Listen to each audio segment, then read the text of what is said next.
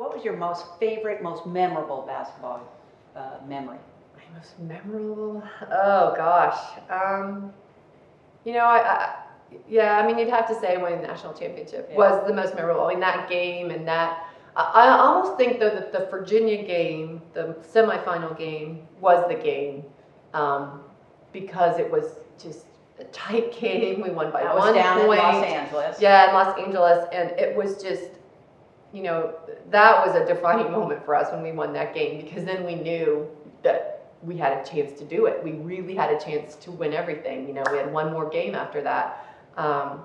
So that, I have memories of Angela. I remember she had to go in and guard Dawn Staley like the last 0.7 seconds. And well, Dawn wanted that 0.7 seconds put back on the clock. I remember her running around the court. And Angela had to guard her and, you know, just don't foul her, but don't let her get a good clear look at the basket. It was like, poor Angela was like the weight of the world on her shoulders. Don't screw up, don't screw up. And of course she didn't. Right. And we ended up winning the game, and that was a great memory. And then of course the next night when we won the national championship. I mean, to do that with a group of people that, you know, you've worked hard with, it's amazing. Definitely. Well, certainly one of the rewards about being on a basketball team and also being at this level and this caliber of play here at Stanford is you make really close friends. You do.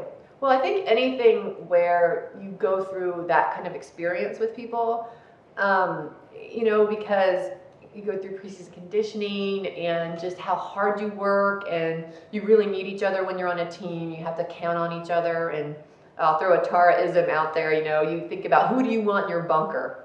That was one of her ones, you know, and she'd always say, oh, I want Anita in my bunker, and, you know, I want Molly in my bunker because I can depend on them. They'll get it done.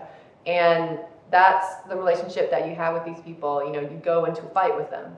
And so you get really close. And we keep in touch. You know, some people keep in touch more than others, but the great thing is when we get back together, no matter how long it's been, it's like we just saw each other yesterday. So. Well, you're already doing something anyway in terms of keeping together. Why don't you tell us a little bit about the C Club? Well, the C Club, when Charmin came back here to coach as an assistant, I talked to her about, you know, we really wanted to do something with the alums. There really wasn't anything set up so that the alumni could maybe come back and get together and keep in touch. And so Charmin came up with the C Club, and I was just laughing before. I couldn't think of what all the C stand for, so I couldn't tell you. But it started out as sort of a way to also raise money for women's basketball, to have alums, you know, giving money back and for special projects and things like that. But since things have sort of changed in the athletic department and how they're doing their fundraising, we kind of don't really fundraise anymore. But I think Heather Owen's working on a website. We had done a newsletter where you kind of would learn about what other alums are doing. You would see what the team was doing this year. You know, Tara would have a little article. We'd have an alum write something so you could hear what people were up to. So it was just a way to everyone to kind of reconnect with each other. And it's been great, and we try to every year do one game where, you know, we get alums to come back, and it's worked out really well. Well, you got a weekend coming up this weekend, right? This weekend, the UCLA game, we have people coming in, and they'll be introduced at halftime of the game. And we're doing some other little things like it's a little bit more than just the game. It's more than just the game. They can watch practice the day before, and then we're going to have a little thing at my house where people come over. It's a little cocktail party. Just and the address each other. Yeah, exactly. So just to get together. And we don't, you know, this year it's not as many people, and we're thinking maybe we should do it every other year instead of every year, because then it gives people more of a chance to come. You might get better turnout, which I agree with, because I think it might be good to skip next year and then do maybe the 2010 to have the 1990 20 year sort of anniversary of that. So, but I'm hoping maybe there'll be another national championship before that, and we can celebrate. So I'm sure Tara's hoping that too. Yeah, I'm sure she is. You know, you do so many things, and people aren't aware of them. So you are also co-chair of the 25th Yes. anniversary for Yes. women's basketball. Mm-hmm. You want to tell us a little bit about how that came about? Well, Because that was an incredible event. it was a really great event. With that, they kind of came to me, this is after I'd had Meg, my first child, and then I start getting antsy. What do I need to do? Yeah, I gotta get out of the house. And so this kind of came up, and I said, I can help you do this. And so I just had a group and to put it together, and with the athletic department. And one of my main things was writing a script for Robin Roberts.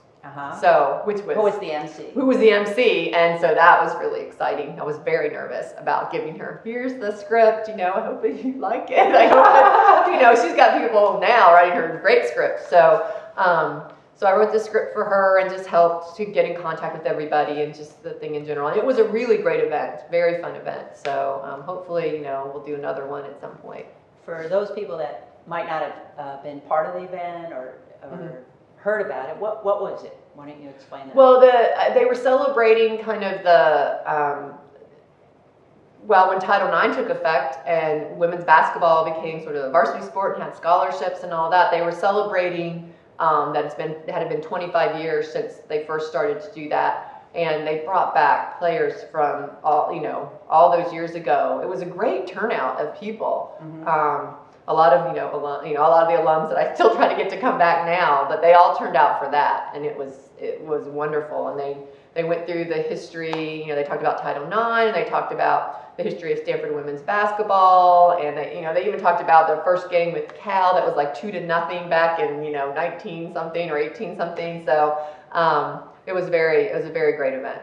It was super because it was on Maple's floor. Yes, and it was packed. Yes, Every it was single packed. table was full. It was a big deal. And there were also 4 other speakers, right?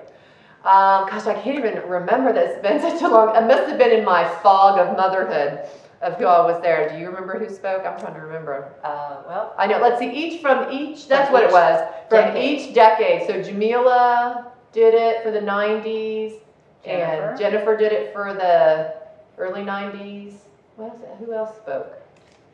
Jennifer, Jamila, was it Erica? Erica did. Erica Sorensen spoke, and who was that? There was one more. Well, it had to be from the earlier. It was from the 70s. But it was interesting to hear each of them talk about how Stanford was perceived and playing basketball in each generation. Yeah, and I remember Jamila's was really amazing, some powerful, it was like I don't want to say like a haiku or something, but it was like a poem, and it was really, I have the videotape, and I actually looked at it, I don't know, a couple months ago. And I think Robin Roberts was speechless when she was finished. Yeah, it was she amazing. Said something about, you could tell that all of you are. Well, I think she made a comment, about John Weidman, obviously, because he's such a great author. I think she made the comment that, John, I think, got more than one writer in the family, which is true. She also, her presence, she had a presence like that on the floor too when she played, but her presence when she gave the speech was just, you just were like, on the edge of your seat listening to her. So that's how you were when you watched her play too. Yeah. And well, the whole thing about the event was it was a kind of a great way to bring every player back. Right. That had ever touched the basketball at Stanford. Yeah. And to recognize them. Yeah, it was, and they all went up, and we gave everybody something, and yeah, it was just a great event. I definitely, I have the videotape of it. I should go back and watch it now. Remember who that 4th speaker was. Yeah. But also, it took a lot to put on an event like that, and they made you co-chair to do that. Yeah, it was very fun. It was very fun. I enjoyed it, definitely.